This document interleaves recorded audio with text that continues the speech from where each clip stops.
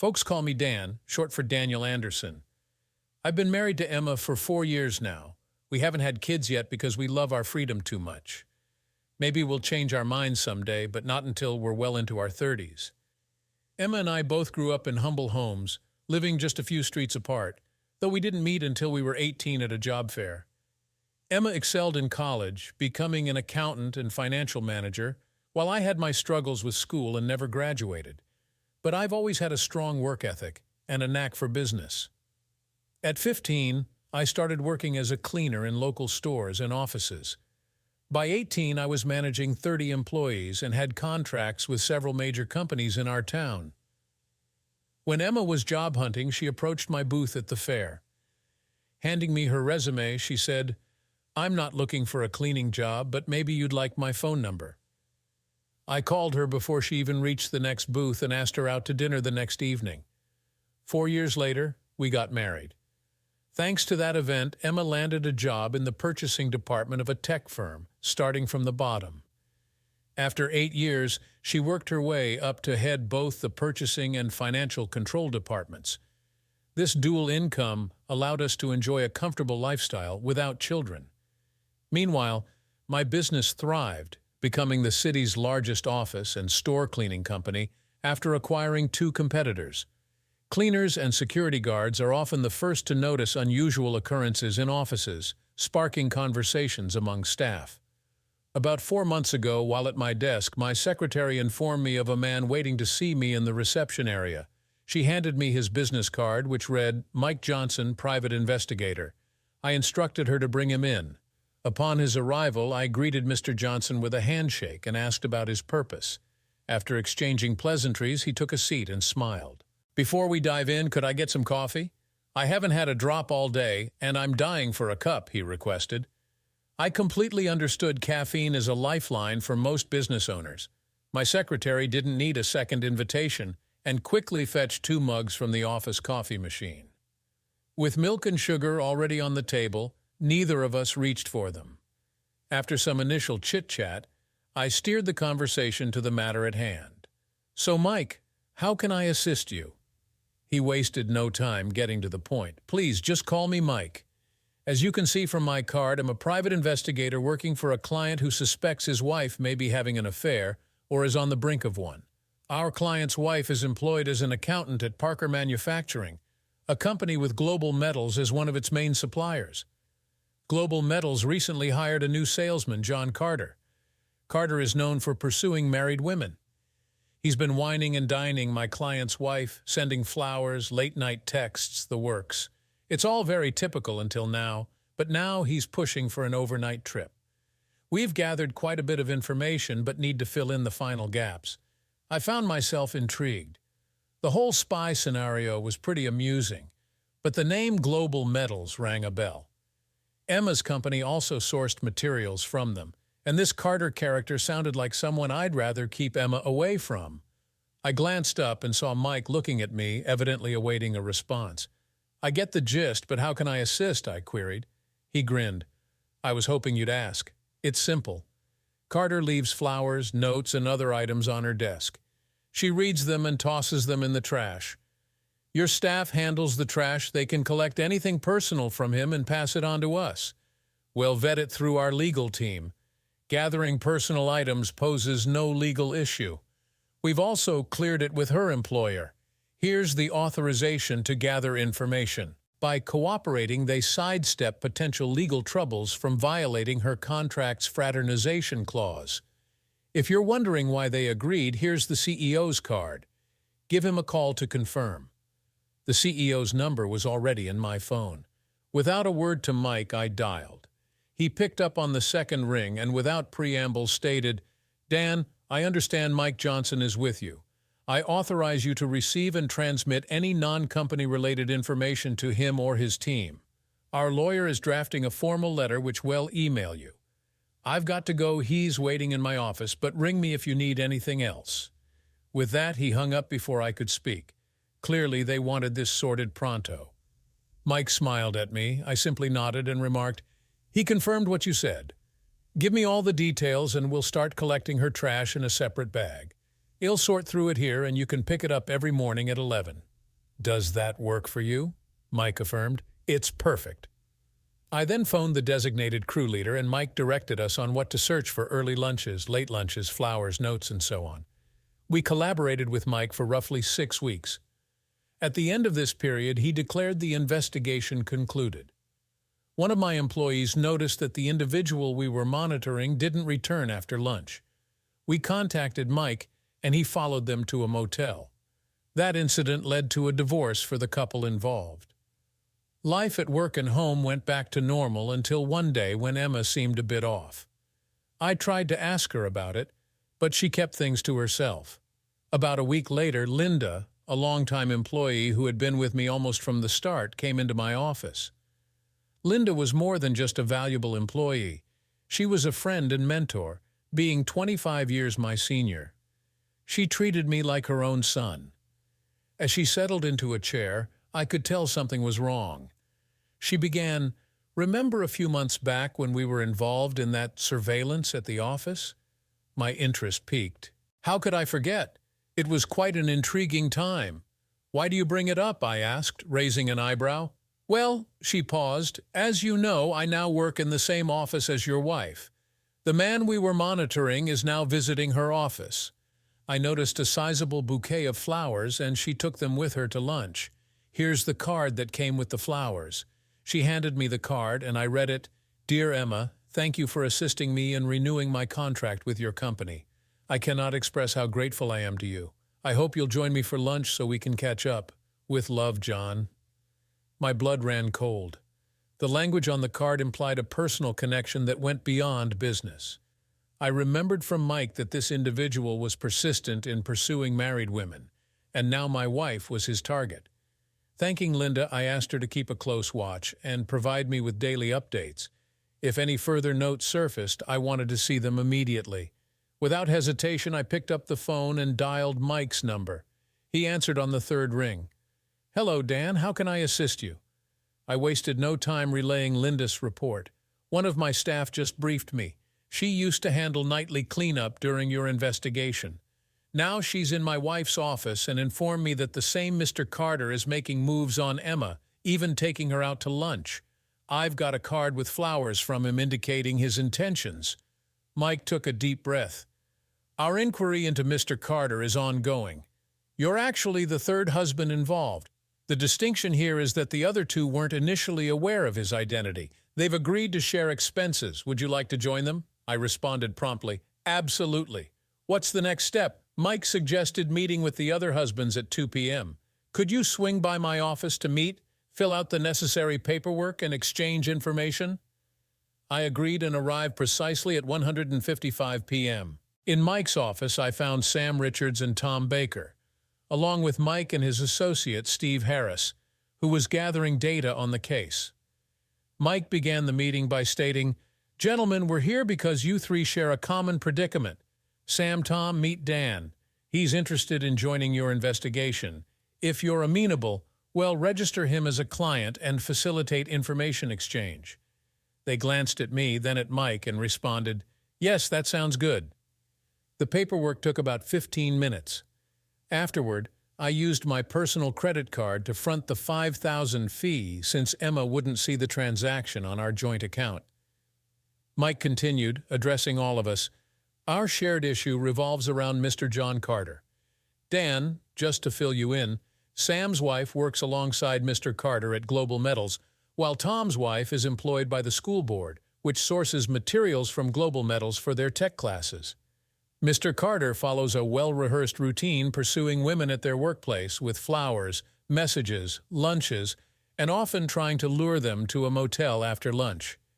He employs the same tactics with married women, pressuring those with children into infidelity and coercing childless women to ask their husbands for free passes. He seems to enjoy knowing that husbands are aware he's captured their wives' affection. He arranges weekend getaways only to abandon them later. Over the past year, we've documented at least 5 divorces in our area attributable to him. Further investigation revealed his previous employment in Dallas, where he was terminated after being sued by 7 husbands in a class action lawsuit for alienation of affection. Ross paused to take another sip of coffee. Dan, are you assigned to clean at Global Metals or the school district office? As per our last check, if you collect trash from your wife's bin, you're free to use its contents unless there's a confidentiality agreement in your contract with the company you're cleaning for. I shook my head. No, we aren't. Neither was my response. Ross acknowledged, that's unfortunate. Nonetheless, continue gathering garbage from your wife's bin.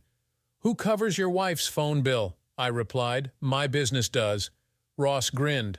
Mike asked, what's her phone number? It's a Samsung, I replied, trying to stay calm. Great. Please fill out this form to grant us permission to retrieve data from her phone, he said, handing me a paper with a QR code. Scan this code on her phone. It will direct you to our server. Use the provided username and password, and a program will be installed on her device, transmitting all calls, messages, emails, and chats to us. We know he typically uses a mobile phone to avoid accidental answers from spouses on home lines. The meeting ended with Sam, Tom, and me exchanging phone numbers and setting up a WhatsApp group that included Mike and Steve for easy communication. When I got home, Emma was already there, looking preoccupied and clutching her phone tightly.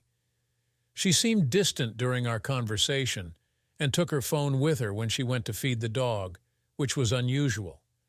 When I asked about her day, she said she was feeling tired after an odd day and went to bed much earlier than usual at 9:30.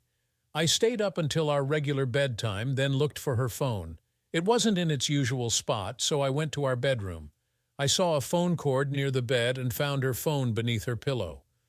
Retrieving it without waking her was impossible, so I went to bed troubled by the situation.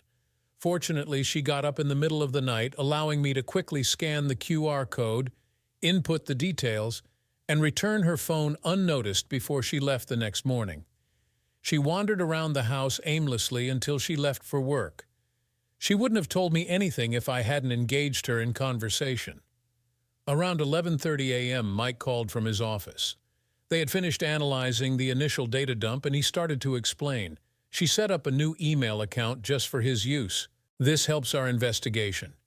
We didn't know how he was communicating with her, but now we're trying to hack into his email. His messages are very persuasive. He's convinced her to talk about how you were her first and only, suggesting she needs to explore new experiences to spice up the marriage. She's shared intimate details which he's using against you. He's hinted at spicing up your love life and likely suggested a weekend getaway during their last lunch. He's now claiming it's just physical and insists if she truly loves you, it won't be infidelity, using guilt to manipulate her. I told him about her behavior the night before, noting she seemed consumed by these thoughts. She didn't even acknowledge me last night or this morning. Are they still in contact or planning another lunch? I asked. Mike checked the messages and shared the latest one. Just received, let's meet for lunch at the Lakeside Cafe tomorrow and make plans. If you tell Dan, it won't be cheating, and he can't deny you a free pass. Her response was a simple, okay. After finishing my conversation with Mike, I leaned back, thinking about my next move. Talking to her directly wouldn't work, he'd keep pushing, maybe even trying to take her to a motel. No, I had to end this or end our marriage. I called Mike, exchanging pleasantries before getting to the point. It seems he's making a direct move on Emma and flaunting it. Even if I step in, he'll find another way, maybe setting up a motel meeting. I need a plan to stop this. I'm considering filing for divorce. I also need a backup plan, though I'm not sure what it is yet. What do you think? After a pause, Mike responded, a backup plan is wise, but if it fails, he won't stop. I know his type, and his ego won't let her go easily. So if forgiveness isn't an option, divorce might be the only way. He'll prepare some documents for your attorney, or I can recommend one. I have my own attorney. Thanks, I confirmed. Mike prepared a business agreement safeguarded by a trust in case of divorce. I called my lawyer and set up an appointment for the next morning at 9:30. When I arrived at his office, he eyed me carefully.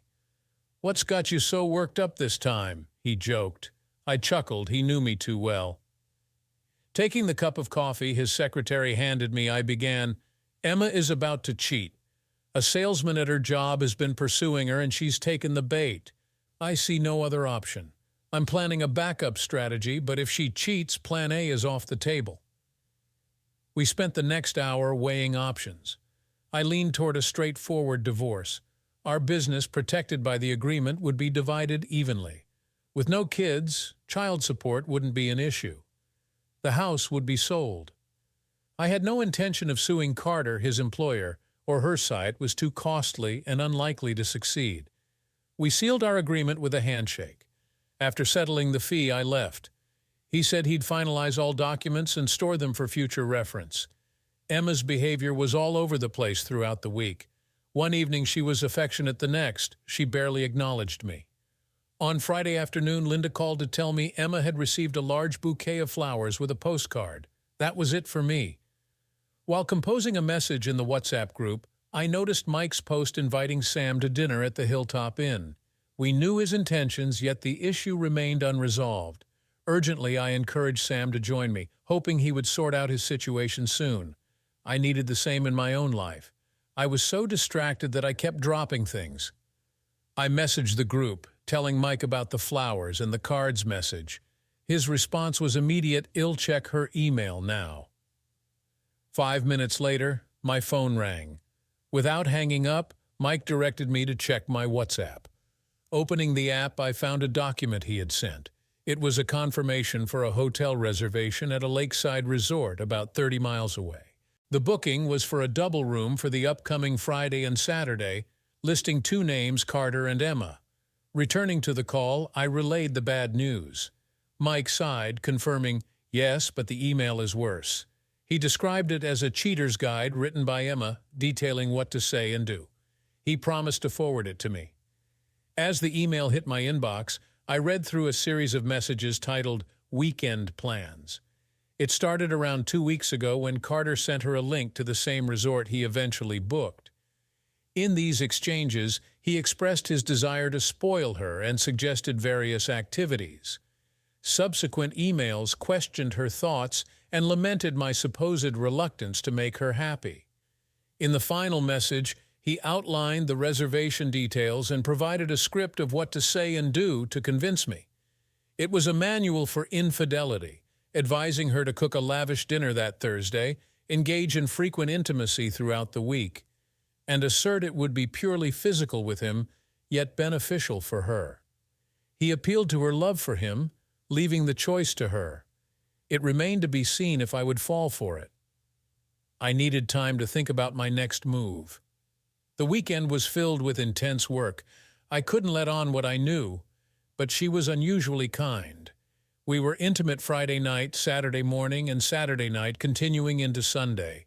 She initiated another encounter Sunday afternoon, and we had a brief one Monday morning. Mike called at 300 Monday with more bad news about the email. He said the situation was serious. According to Mike, she messaged Carter offering a proposition for Thursday night. If Carter declined, she wouldn't go through with it, but if he accepted, she would. Mike added that if Carter felt nervous, he should remember that seeking forgiveness is often easier than seeking permission. I thanked Mike and asked him to compile a folder of all relevant documents. He asked if there were intimate photographs. I confirmed, and I heard him shuffling papers, verifying a photograph of them kissing, though not passionately. I instructed Mike to include everything in the folder, with the incriminating photograph as the cover page, and to forward the entire package to my attorney. He assured me he would comply. After that, I contacted my lawyer to give him a heads-up about the incoming folder. We arranged to review it at a diner on Saturday morning over breakfast. I joked with my lawyer that nothing ruins a meal like a divorce petition. On Monday night, Emma wanted to get close, but I declined, saying I had important work to finish. I stayed in my office, pretending to be busy, finally going to bed at 2:00 a.m. She was already asleep. Despite the late hour, I slept deeply and woke up at 6:00 to head to work, just before she could make any advances. A courier delivered the anticipated folder. Seated in my office, I sifted through its contents, noting a clearly seductive tone in Emma's messages. She had a knack for being unpredictably enticing. Mike provided anonymous accounts of at least 7 marriages Carter had destroyed in the past 18 months, Additionally, there was a note from Sam describing a disturbing incident at the Mountain View Inn involving his wife, Carter, and himself. Sam's wife fled in tears, prompting Mike to intervene and take Sam home. The couple started counseling to save their marriage, especially for the sake of their 3 young children. This temporary fix gave them some breathing room, particularly since Sam's wife had quit her job, leaving Carter out of work. As I delved deeper into the folder, my secretary, Kathy, entered, her expression concerned. Feeling overwhelmed, I told her everything.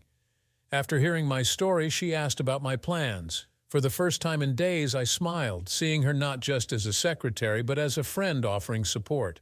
I also noticed an aspect of her I hadn't seen before, her undeniable charm. She returned my smile warmly. I instructed her, prepare for divorce if she goes with him on Friday. She'll get the papers on Saturday at the hotel. No second chances. I had been trying to come up with a plan B to stop her, but my mind was too clouded. Kathy, who preferred to be called by her first name, grinned slyly and quoted, "What's good for the goose is good for the gander." She suggested, "Why not have your own weekend escape with your dream girl?" I couldn't help but smile. And who might that be? Even though I already knew the answer. She replied, "Me, of course. Your dedicated secretary suggests you clear your mind. It's purely physical, nothing to do with your marriage. Use this letter as a guide and send it to her before she sends hers." The plan was simple, yet effective. Forcing Emma to confront her betrayal. Tuesday night, I was intimate with my wife without any real emotion, which was difficult. Wednesday morning, neither of us wanted a quick encounter. By Wednesday evening, tensions had slightly eased, but only slightly. Thursday morning, as I was leaving the house, Emma woke up shouting about dinner, but I ignored her on purpose. Around noon, Mike called to inform me that Emma had messaged Carter, bragging about preparing a lavish dinner for me and promising to update him on our conversation. To preempt her, I went to the store and bought chicken, potatoes, and vegetables for baking, along with a bottle of her favorite white wine. By 2:30, I was back home, and within 2 hours everything was ready and in the oven. Just as I was placing the potatoes to bake, Emma arrived with shopping bags, looking confused. "What are you doing?" she asked. I smiled broadly. "I'm just making dinner for my lovely wife. Wanted to do something special before we have our chat." I noticed her confused expression, clearly caught off guard. She replied, "Oh, I was planning to cook dinner too, but after we eat, I have something important to discuss. It's going to be a long night." "Of course," I said, turning away with a smile. I had already set the stage for her plans. Dinner was tense. I kept the conversation light, deflecting any attempts to make it about me, encouraging her to enjoy the meal before we talked. Once we finished, I took charge. "Bring your wine to the kitchen.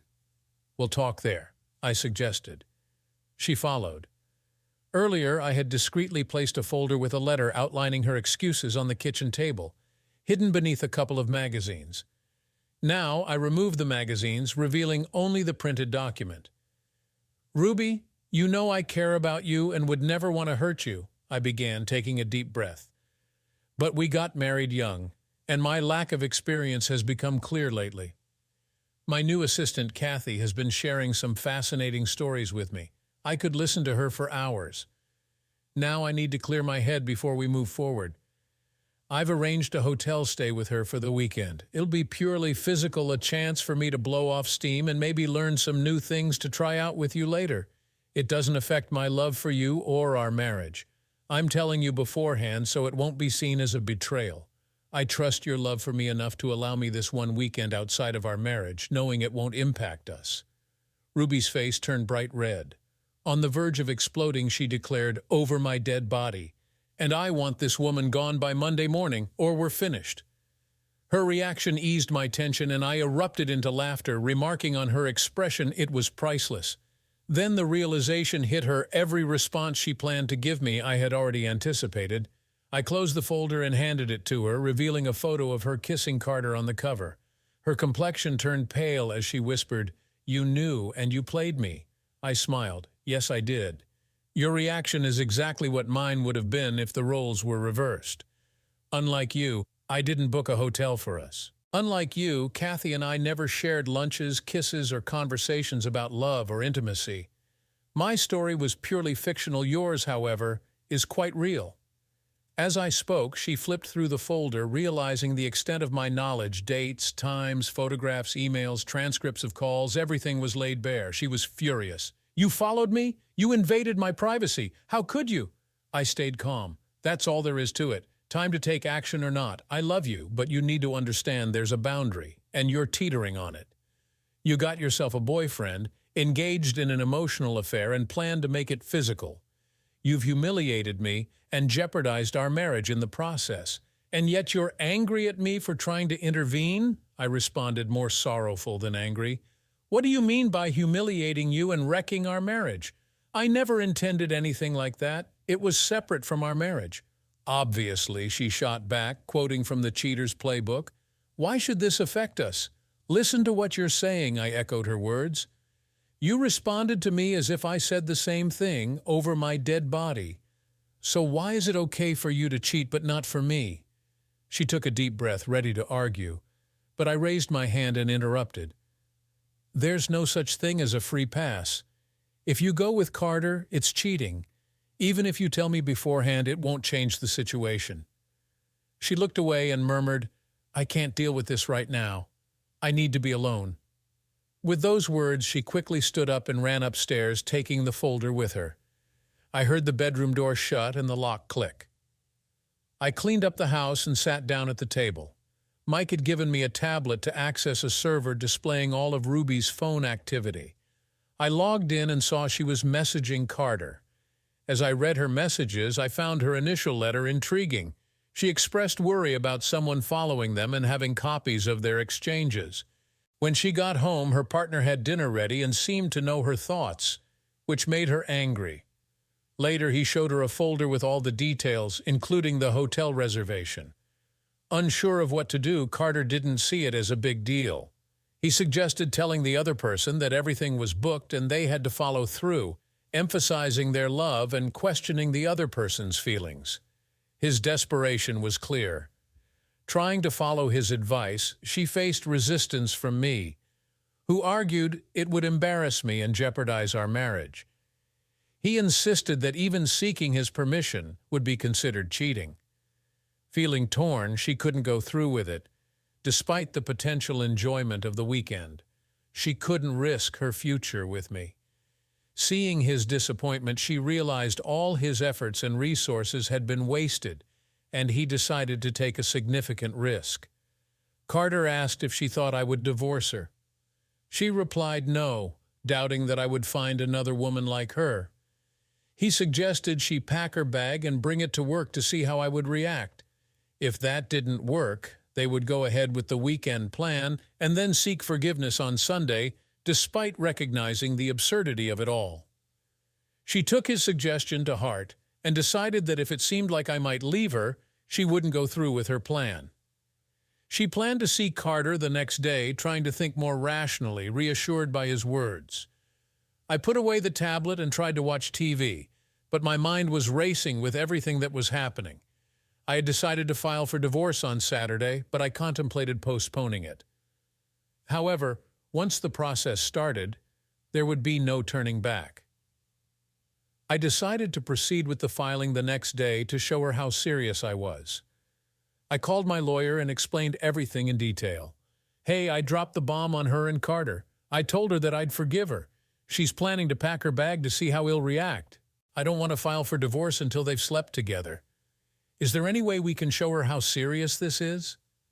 My lawyer, always quick on his feet, suggested, "We could give her a letter with a preliminary claim asserting that you're aware she's planning an affair this weekend.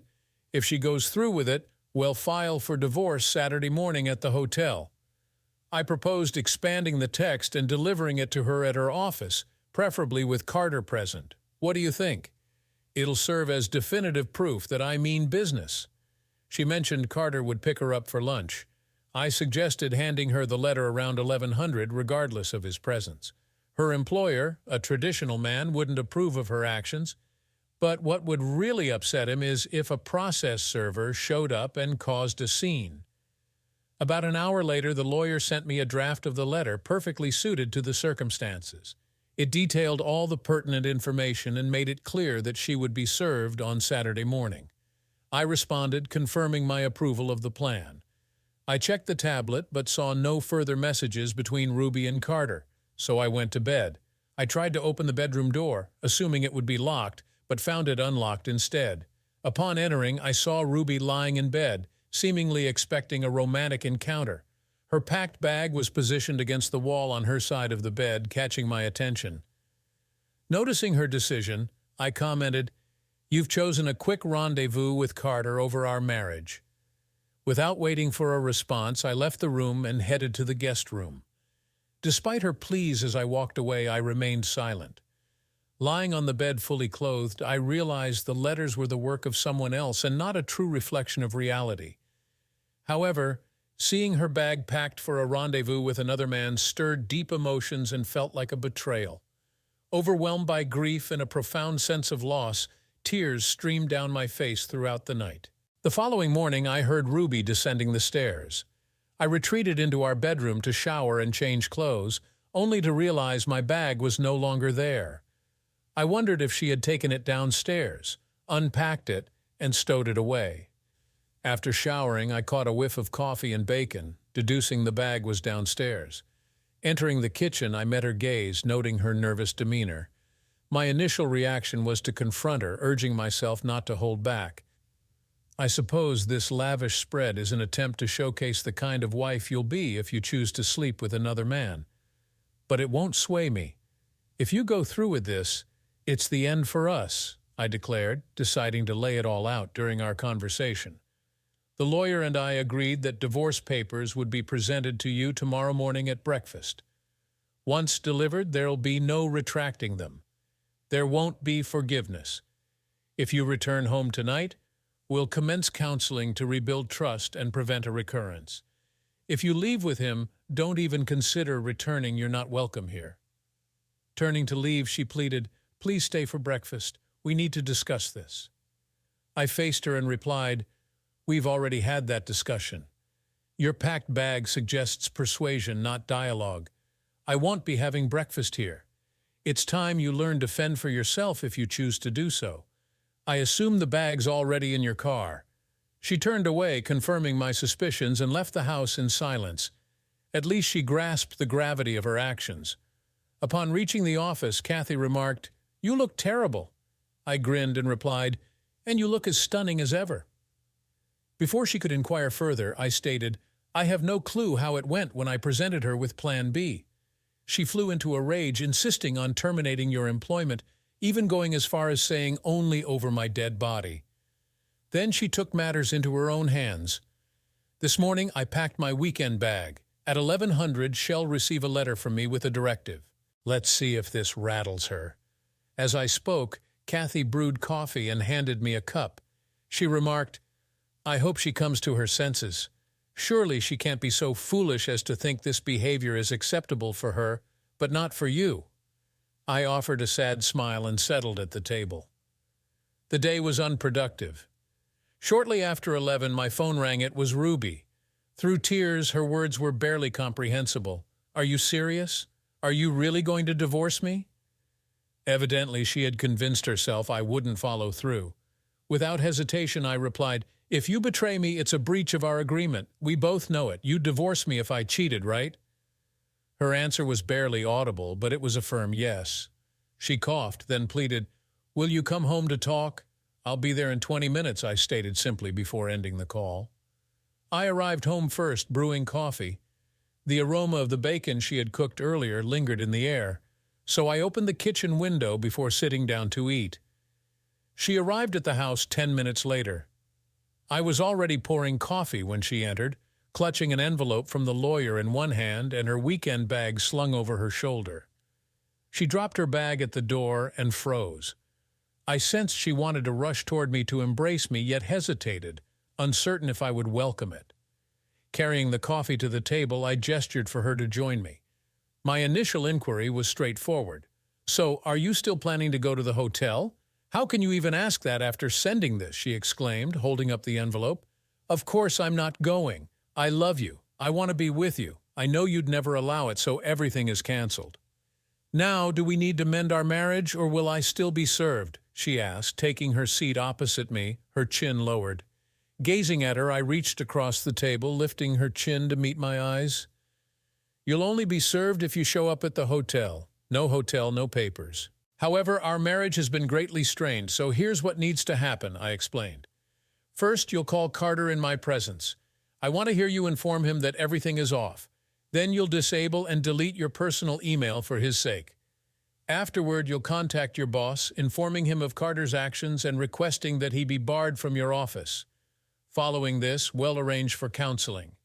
We must understand why you were drawn to this, why you thought he'd agree, and how we can rebuild trust. Just as I finished, her phone rang. It was Carter. She put it on speaker, and I heard him inquire, "Where are you, Ruby? I'm waiting for you at the reception and can't wait any longer." She took a deep breath, exhaling slowly. "Alistair, I'm back home with Lou. Something he did shook me to my core. If I go with you, my marriage will be destroyed. I'm sorry, but you're not worth it. That's why I'm not going," she explained. His rage was unparalleled. "You're a foolish cow. Do you know how much effort, time, and money I've invested in you? And now you're leaving when the weakling behaves like an offended child? You're just a powerhouse, screw you," he spat out before hanging up. For the first time, Ruby saw him for who he truly was, a slime ball. Deactivating and deleting the mailbox proved more challenging than anticipated, but it was accomplished within an hour. By the time we finished, her boss and the HR manager were at our door. HR manager Marvin Woods began by saying, "Ruby, we're aware of what transpired today. To say we're displeased is an understatement. However, we're here to offer you a chance to retain your job. Now please tell me what happened." She took a tissue to dab her eyes before speaking. "As you know, about 3 months ago, our account was assigned to a new AM Metals sales agent, Alistair Carter. Previously, I managed this account, and he used to come to me almost daily. Initially, I didn't notice, but he started flirting with me, complimenting my attire, hairstyle, and even my smile. Gradually, he began commenting on my physique, discussing my figure and appearance. I fell for it and started dressing more provocatively. He sent gifts like flowers and chocolates, then invited me to dinner. Foolishly, I accepted. During the dinner, he delved into personal questions about my life, my husband, and eventually my intimate life. He began belittling my husband, claiming he was unworthy of me. It was a gradual process, wearing me down bit by bit. Then he proposed a weekend getaway, but luckily Lou intervened. He handed me a letter stating he was divorcing me, which snapped me out of it. I informed Alistair I wouldn't go and that Lou and I were devising a plan to salvage our marriage. I intended to report the incident formally, so I'm grateful you're here." Woods glanced at the CEO, who nodded before addressing Ruby. "Well, Ruby, we appreciate your honesty. Yes, it was a significant error, and you're fortunate to retain your job. We have issues with the quality of AM Metals products, so we'll be closing their account. Consequently, Carter will be permanently removed from the office. Therefore, no further action will be taken against you. However, if anything similar happens again, you'll be dismissed. Is that clear?" Ruby nodded meekly. "Yes." They bid us farewell and departed. After their departure, we had lunch and then began searching for a consultant. Fortunately, finding one was relatively simple. We placed a call and scheduled an appointment. The consultant agreed to meet with us the following day, which was Saturday. The time was set. Seated, we exchanged glances. After about 10 seconds, I approached Ruby, took her hand, and led her to bed. We made love, and later we retired to bed. I drifted off to sleep with my head resting on her chest. I woke up around 5:00 a.m., and we shared a tender moment, perhaps the first since she encountered Carter. The consultations proved fruitful. Ruby recognized that Carter had exploited her fear of our lives becoming dull and routine. She also realized that she had unwittingly provided him with the information he needed to manipulate her. As for myself, I came to understand that for Carter, it was all just a game, and I grew to appreciate the richness of our life together. We didn't require anyone else to guide us.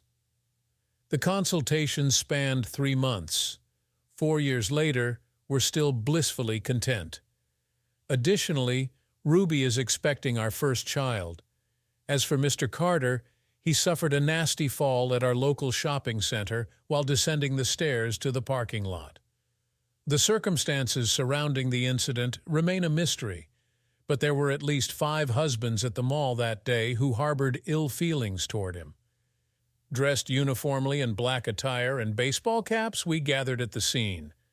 We all shuffled seats, making it impossible to discern who was present at the table and who wasn't. Despite the police's attempts to separate us, none of us revealed any information. I'm certain one of us was responsible, I swear.